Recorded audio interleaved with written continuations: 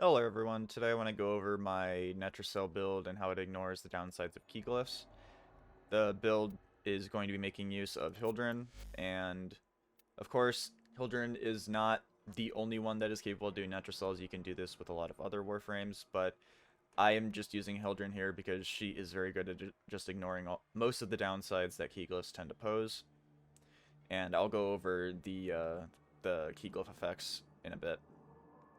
So, you essentially just want to go for strength. It's a fairly typical Hildryn build.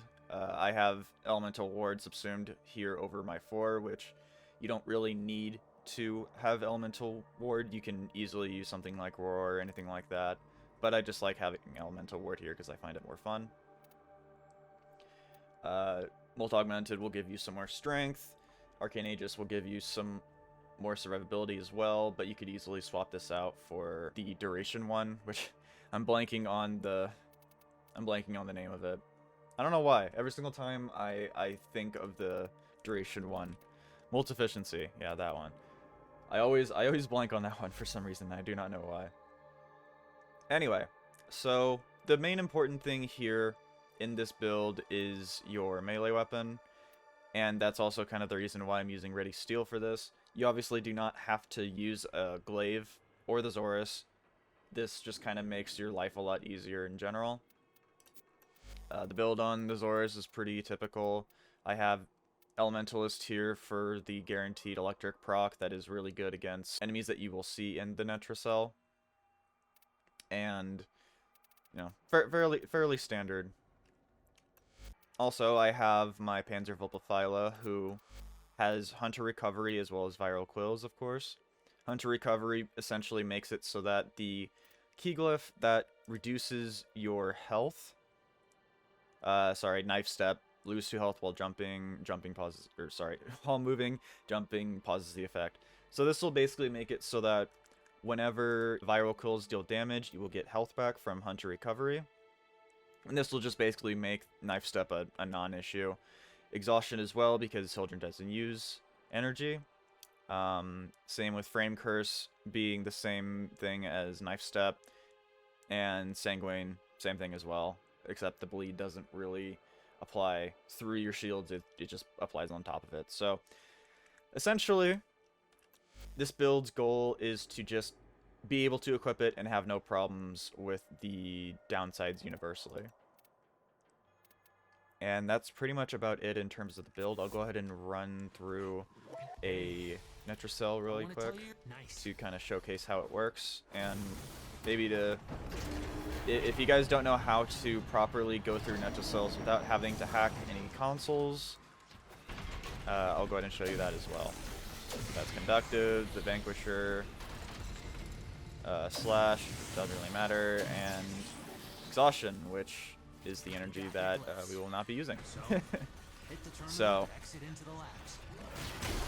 essentially, what you can do is, instead of going to the marked consoles to hack them, you just keep going through the level. So that's the next one that we would be able to hack. So we're just going to keep going as shown by the last marker.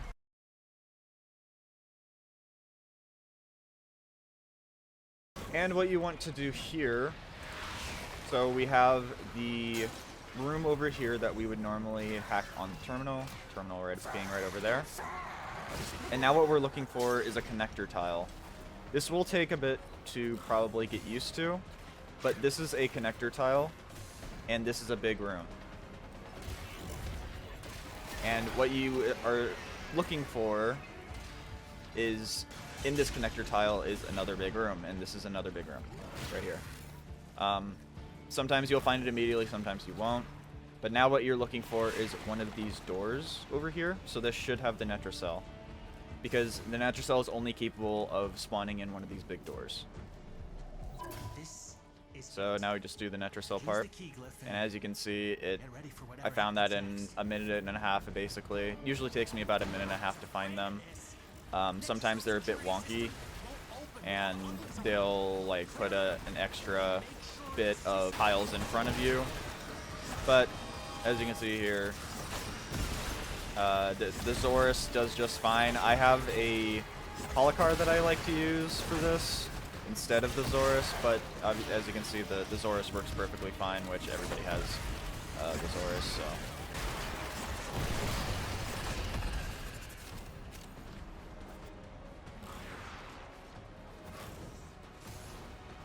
But now, you just go in, and you all pretty much know this already. But one thing that I do tend to do is I do have a Fluctus that I like to call in right here, and I just shoot through the walls because it has unlimited punch through, and essentially break all of the containers. Obviously, if you have multiple people doing this, it's going to be a lot faster, and you probably do not need to use a Fluctus for this to make it go by faster, but it's just something I like to have.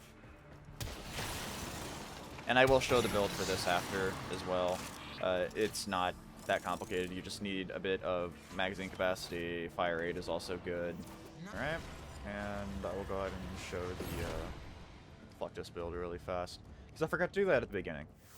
I do have a Riven that reduces zoom and increases damage by quite a bit, but this is obviously not very important.